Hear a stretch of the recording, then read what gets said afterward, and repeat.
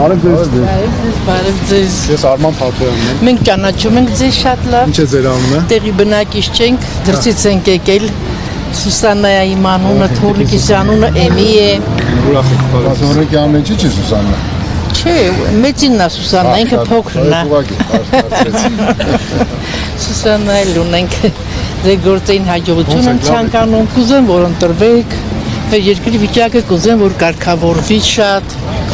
Մենք Սանկտ Պետերբուրգից ենք ժամանել 3 օրը Հայաստանում ենք, բայց ընտրություններին հաստատ մասնակցելու ենք, ստեղ քաղաքացի ենք։ Ինչ լավ։ Հա, երկքաղաքացի ենք։ Մեզ հարցեր ունեք, որ որոշումները ավելի հիմնավոր լինեն կամ քննարկել կարողանանք։ Դեռ նոր ենք եկել, այդ ծրագրերին նորմալ չենք ծանոթացել, բայց ընթացքում բավականին ժամանակ կա դեռ։ Տեսեք, մենք մի կարևոր ծրագիր եմ ուզում ասել։ Դուք մասնագիտությամբ ինչ եք։ Մենք մասնակցում հաշվապահ եմ ես։ Հաշվապահ եք, հիմա մասնագիտությամբ, հիմա թոշակի եք անցել։ Հիմա Հա, պարոն Անանյանն էլ է հաշվապահ։ Տեսեք, կոլեգա ենք։ Այո, տեսեք, մենք ինչ կարևոր ծրագիր ունենք բոլոր այն մասնագետների համար, ովքեր հիմա օրինակ կենսաթոշակի են անցել։ Այսօր ինչպես է, մարդը աշխատում է օրինակ 40, դուք քանի տարվա ստաժ ունեք։ Ես 30 տարվա ստաժ ունեմ։ Տեսում եք, հսկայական Բայց ինչ եմ ստանում 36000 ռուբլի։ Հիմա տեսեք, մենք ինչ ծրագրի մասին եմ խոսում։ Մարդիկ 30-40 տարի աշխատում են, հենց կենսաթոշակային տարիքը գալիս է, պետության վերաբերմունքով դե գնա քո համար տունը նստի թոշակ ստացի։ Մի հատ էլ թոշակ են բարձրացնում, ցածրացնում, այսօրվա իշխանությունը ինչ է ասում։ Մի փոքր իբր թե թոշակը բարձրացեց, չնայած նրան, որ միլիարդավոր դրամների պարգևավճարները ամենավերնախավստանում, բարձրացեց անընդհատ թոշակառուներին մեր կենսաթոշակ ստացող մարդկանց երեսով են տալիս անընդհատ եւ նախընտրական քարոզչություն են անում։ Հիմա մեր ասածը որն է, որ բացի որ պիտի արժանապատիվ կենսաթոշակ լինի, ձեր նման մարդիկ պետքա ներգրավեն, հետ կա պետությունը հետ բերի եւ նրանց ներգրավի մեր ուսանողների կրթության հարցերում, երիտասարդ մասնագետների կարողությունների ավելի ուժեղացման հարցերում, որոնք որ հանրապետությունում լրիվ բացասական է, կարող եմ ասել։ Հիմա տեսեք 30 տարի ինչ եմ վճարել եմ, հարկ եմ վճարել, բայց 36 կոպեկ եմ ստանում։ Արդյոք դա ճիշտ է։ Իհարկե ոչ։ Հիմա տեսեք, եթե տենց անենք, դուք ինչքան լավ չէ ձեզ կզգաք։ Ոչ թե ես։ Յուրաքանչյուր քաղաքացի շատ մարդիկ կան, որ ապրում են թոշակի հույսին, միայնակ են, բա ո՞նց չեն ապրում։ Լույս վճարեն, հող վճարեն, ջուր վճարեն։ Ո՞նց ապրեն, բա ինչ սնվեն։ Երևի տարին մի անգամ էլ միշտ չեն կարողանում ուտել, դա նորմալ է։ Ամենախքատիկ վիճակում է այսօր Հայաստանը, եթե համեմատես մնացած հանրապետությունների հետ, երկրների հետ։ Հետո տեսեք, այդ ծրագիրը մեր ինչքան նաև որ տեսանկյունից է շատ լավ։ Դուք երբ որ մեր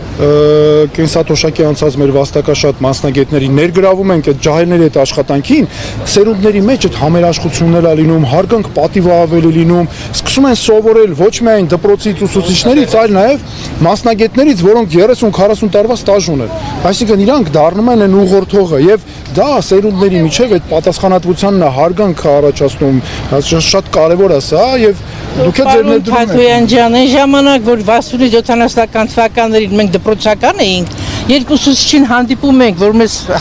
ստրեչ էր գալիս, մենք մեր ճանապարհը ամաչում ենք, փոխում ենք, վախենում ենք, ամաչում ենք, հարգում ենք մեր ուսուցիչներին, անգամ մեծերին, իսկ հիմա ուսուցիչներն են վախենում աշակերտներից։ Ձեզ բան որտեղ կա։ Ոչ մի դպրոցական ֆորմա չունեն։ Մեր թվերին ֆորմա ֆարտուկը սիրուն ակուրատնի փոխկապը, պիոները, բանջիկները կապած։ Հիմա որ նայում ես չես տարբերում աշակերտա թե ուսուցիչ։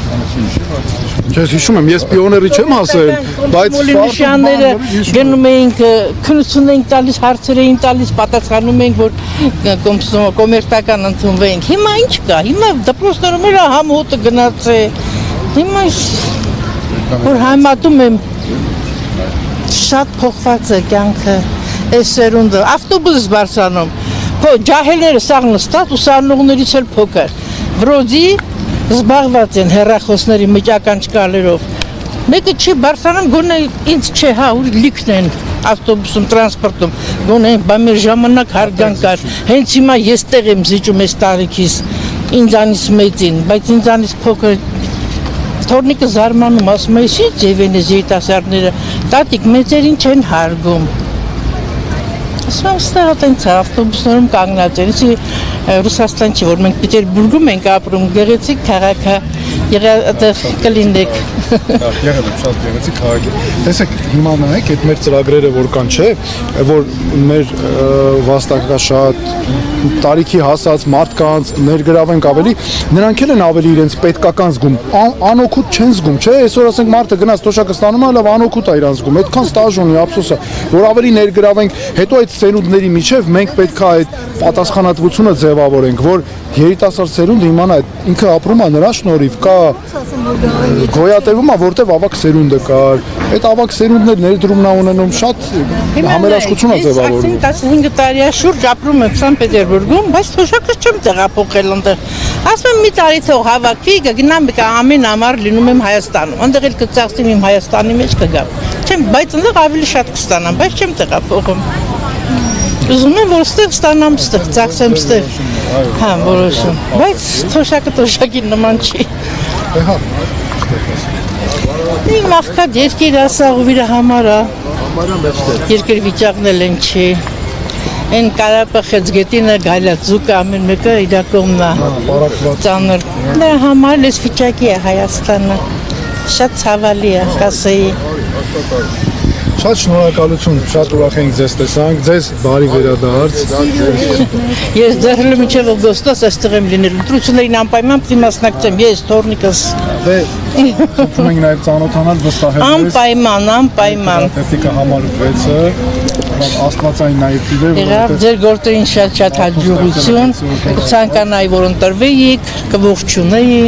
Մերսի, շատ շնորհակալ եմ ձեզ։ Ձեզ բարի ճանապարհ։ Եղել եք դուք Իհարկե։ Աթոյանին Դու ծանոթանա